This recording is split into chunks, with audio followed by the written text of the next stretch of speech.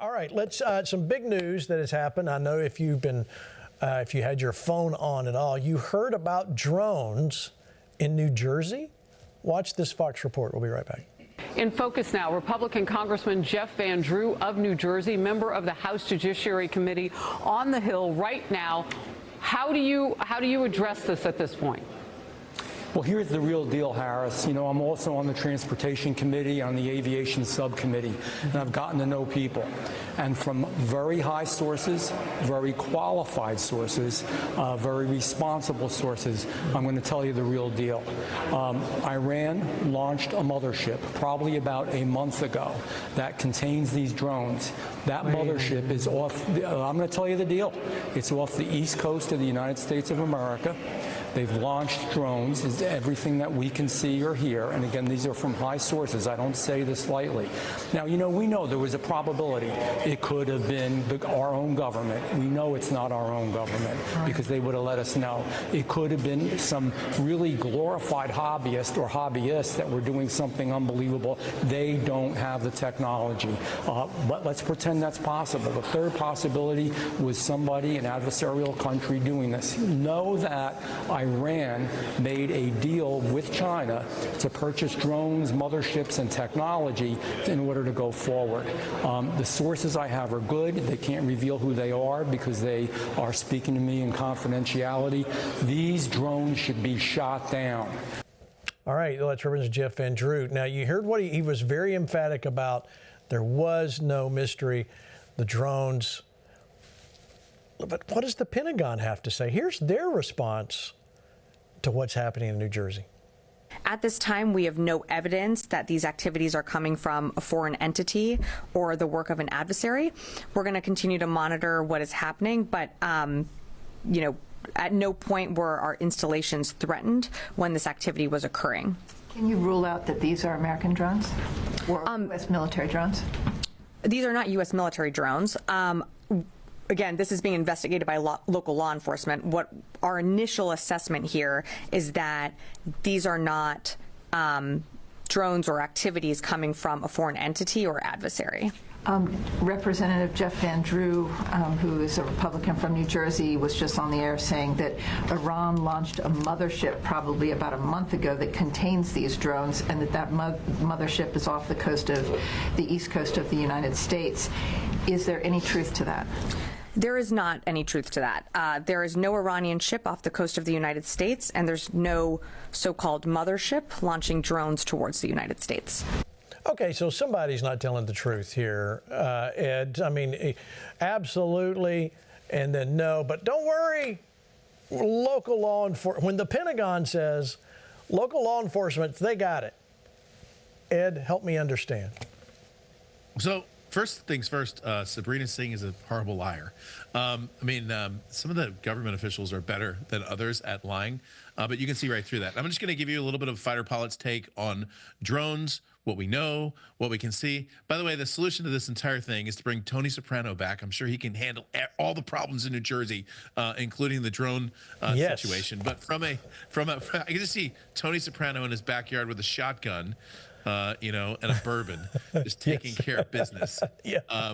But since we don't have that fictional world to rely on, we have to rely on the actual government and our Department of Defense, because after all, our Department of Defense is there to defend our country. And I don't know, maybe foreign aircraft over New Jersey is kind of a big deal. So let's take a little fighter pilot's view. Some of you know I was an F-18 pilot for much of my life, had one of the highest clearances in the military, knew basically everything about aerial aircraft and what we were doing in those spaces. And so let's talk about how aircraft get identified. Now I'm going to use the word POO, but it's not the way you think it is. POO is a three-letter acronym. Military likes three-letter acronyms.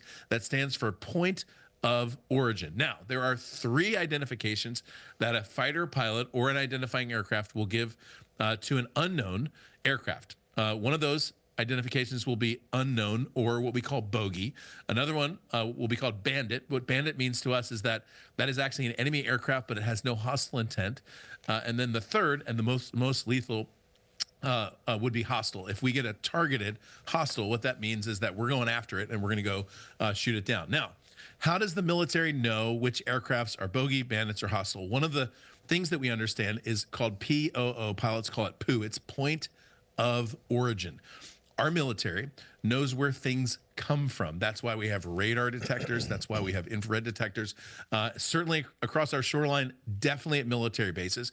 And so when an aircraft, even an aircraft as small as a drone, comes from something, the military typically knows where it comes from. And by the way, if they don't, the FAA has radars all over the eastern seaboard that we can interface with, and they'll know where those things are. So let me just say definitively, the government knows where these aircraft came from. And certainly if they came from some mothership off the East Coast, they know that too. I will tell you, they're lying. Now, what's true? I'm not sure between the senator or between the representatives' comments, between DoD. We actually don't know. What I can tell you is it's not a hobbyist. It's not a group of people just testing out things. There's something legitimate about this claim from the representative, and there's something illegitimate about what the Department of Defense is saying right now. Yeah, absolutely. And you bring up a great point. That part of the country is so densely populated. There is an immense amount of radar because there's planes going in and out. Covering that eastern seaboard is massive, and we would have the technology. But, let's go to that bastion of truth, Dan Bongino, and let me show you what he had to say. Watch. They know exactly who owns these drones and what they're doing in the sky. But they don't want to tell you for a reason. The reason is the United States government and the deep staters involved in it, they don't want to scare you with their own inadequacy. Folks, I'm telling you right now, they know who these drones belong to. We are at real risk here. Our airspace is not secure. They don't know what to do with these drones. And, I said bottom line up front, so I hate teases because they're for morons. Oh, stay tuned later in the show. If you like the show, you'll stay no matter what. I'm 95% sure, if not more, it's China or some foreign adversary. All right, so I'll get a follow-up with you, Ed, on that. Of course, Dan is pretty much saying right along the same lines what you're saying. Why wouldn't the military just go ahead and shoot it down? You're asking me? So, I am. First of all, stay tuned because we're going to cover that later in the show. No, we'll cover it right now. And so let's just talk about drone technology. So right now we're putting a lot of money in our country into F-35s and F-22s. Full disclosure, I was part of the F-35 project when I was in the military. I think the airplane is great. Certainly cost too much, did not deliver on its technology, but generally speaking, the concept is great. That said, a single F-35 against 100 drones simply won't win. One of those will get through. We're in a completely different battlefield now, a completely autonomous battlefield. And my guess is the American military simply has not adjusted because of DEI, because of poor leadership, frankly, because we were trying to put people out of the military who wouldn't get a shot or put 7 masks on. Whatever the priority was, my guess is that we're not as strong as we need to be. I don't think there's comes as any surprise to the FlashPoint listeners that this is a particular issue. So traditional aircraft cannot defeat 100, 1,000 or 10,000 drones. We do have an air defense system on the East Coast. It is very robust. You mentioned, Gene, the airspace. We, as pilots, we call this airspace Bosnia Wash. So from Boston all the way through New York, Pennsylvania, all the way through to Washington is the single most populated airspace, literally, in the entire world. And the radar coverage there is massive. So like I said, we know who these are. I think Dan is absolutely right. The government leaders right now are hedging because we don't have adequate protection for our civilian population because of mismanagement. Well, let's go back to 2022. I want to show you this. No, you know what? Before we do that, let me show you this clip. This is from News Nation, and I like New Jersey State Representative Brian Bergen. I want you to see what he had to say about the briefing he had to drive to. Just 30 seconds. Watch. All right, so you're here today. You were just inside. You walked out. Why? I walked out because it was worthless. It was the biggest amateur hour presentation I've ever seen about anything. Okay, it was ridiculous. There were no answers. Every question that was asked by a member of the state legislature, great questions, no answers, no resolution. They don't know where the drones are coming from. They don't know who's doing it. They don't know why they're doing it. But they say there's no credible threat. It was annoying to be there. I drove 2 hours to be here today. Spent an hour in there. I got to drive 2 hours back. The biggest waste of 5 hours in my entire life.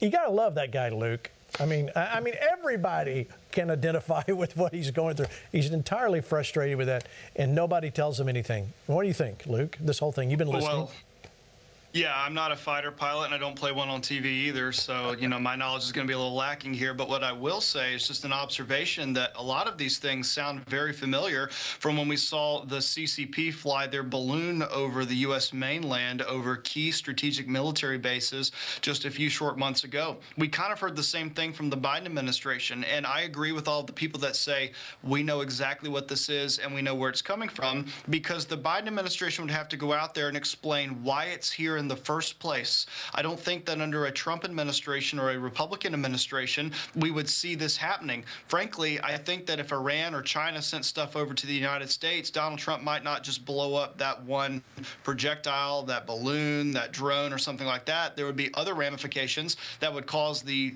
other foreign adversaries to think very, very hard about whether or not they want to send something over once more or again. So I think that as you're seeing this is just a symptom of the fact that the United States is on a very weaker position than we were under the Trump administration. They know they can push the limits and test the different areas of our country's national security because we're under an administration right now that has a weak posture. I mean, I think that you started to see a lot of this percolate once we saw the abysmal Afghanistan withdrawal. I think that that was a signal to the rest of the world as to how the Biden administration's foreign affairs was going to play out. If we did that so poorly, if we did that without thinking at all, then we could just expect the rest of the world and our adversaries to start posturing themselves towards us in an adversarial manner and taking unprecedented steps to start targeting the U.S. mainland and our national security. Drones in and of themselves have been a threat for a long time. There's even been a threat from a lot of the mainstream companies, like DJI is a Chinese-based company, and they are the main supplier of drones in the United States. And for videographers, there was an accusation from the United States Congress and the Republican control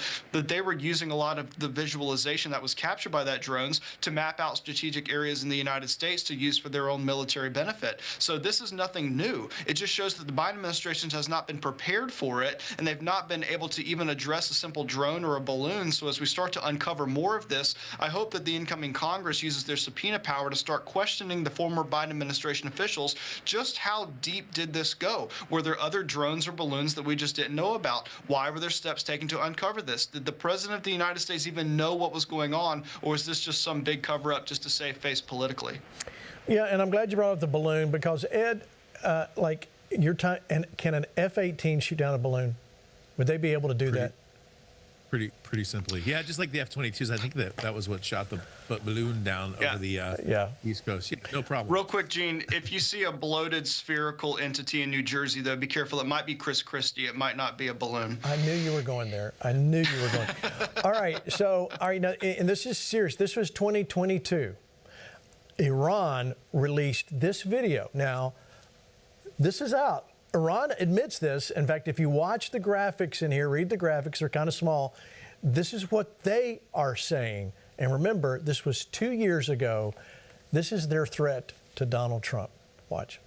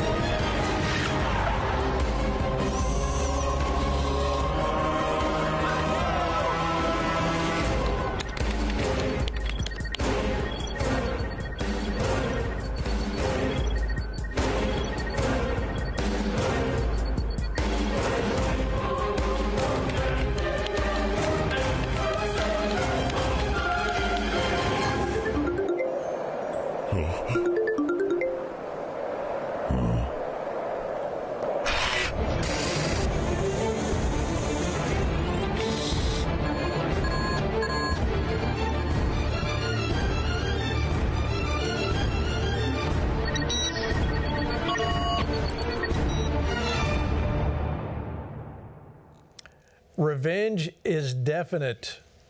Ed, after seeing that video, what do you think? Unbelievable. I mean, I remember seeing that 2 years ago. By the way, the technology exists to do everything, like literally everything that existed in that. We live in a four-dimensional war space. If I could do a brief, maybe 30-second military history, take you all the way back to Gettysburg in 1864, 1865. Two-dimensional battle space where essentially maneuver was left and right, forward and back. With the advent of the airplane, certainly in World War I, we saw the airspace become three-dimensional. Now we have a four-dimensional airspace. What I mean by that is not only do we have forward, backwards, right and left, up and down, but we've also got the cyber component. And I'm not sure because I don't have a look into our current top secret programs and understanding how we are set up to defend against this. My guess is, because this last administration was very incompetent, my guess is that we're at least 4 years behind. And when you look at that video and you look at the technology that is currently available, all you have to do, by the way, is watch Chinese evening air shows just to see what they're able to do with their drone technology. It's amazing, fascinating. We have the same technology, obviously, on the civilian side. But this is a significant risk. Like I said, I have no idea what the government's doing. What I will tell you is their silence is deafening. This press release or the briefing that you saw today by this Sabrina Singh tells you everything you need to know right now. And I think it's got to be a huge priority of the Trump administration, certainly of the new Department of Defense, whether it's Pete Hegseth or whoever, Ron DeSantis, or whoever ends up as Secretary of Defense. I think it's a massive priority to get our drone protection situation in place over the contiguous United States. I think you're absolutely right. You see behind me all the presidential cabinet appointments so far that he's made. One of those is for the Secretary of Defense, Pete Hegseth. So when we sat down with Pete not too long ago this year, I asked him some questions, and I think it's very important. Let's go back and look at who Pete Hegseth really is. Watch. Pete, you're talking about Donald Trump. You're talking about a warrior, which leads me to your book, this new release, June 4th, The War on Warriors Behind the Betrayal of the Men Who Keep Us Free. Explain what all this is about, Pete. Yeah, I mean, I know you have a really loyal audience of patriots, many of which are from military families or have served themselves or just love the military. And they've seen what I've seen, and then I got to do a deep dive on it. Our military is at a crisis moment. That's the reason why the flag on the front of the book is upside down. It's a universal sign of duress. The Pentagon, our military, should be focused on meritocracy and lethality, on holding people accountable and maintaining standards high. That's the military I was a part of. That's what the military that fights and wins wars. And starting mostly under Obama and now under Biden, social ideologues, political appointees have pushed social justice prerogatives into the military, and generals have let it happen, whether it's women in combat, whether it's climate change schemes, and we're pushing electric tanks right now, whether it's DEI or CRT or trans in the military. It's shocking. It's lost its way big time. I tell my own story too, Gene. I served the better part of 12, 13 years in uniform. I signed up to fight extremists, and at the end, my own unit dubbed me as an extremist because of a Christian tattoo I have on my chest, and I eventually resigned as a result. That's happened to more people than you know. Okay. And it's all right, extremism is the way before it's scary. Back up, Pete. You're saying because of a Christian tattoo on your chest, you have suffered because of that, because of a Christian tattoo in our military. You're familiar with the Jerusalem cross? Absolutely. You're familiar with the Jerusalem cross? I have one right here on my chest. And it was during the inauguration of Joe Biden. I was in the D.C. National Guard. My job was to help guard it. And I had orders like everyone else did to guard the inauguration. Everybody, this was after January 6th, so all the guard was there.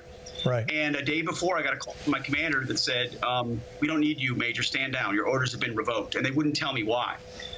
For the reasons while I was writing this book, I got a chance to get the real scoop, and it was because members of my unit had gone through my Instagram page, found that tattoo, dubbed it a white nationalist or extremist tattoo. And so leadership agreed with them, and they revoked my orders. It's staggering.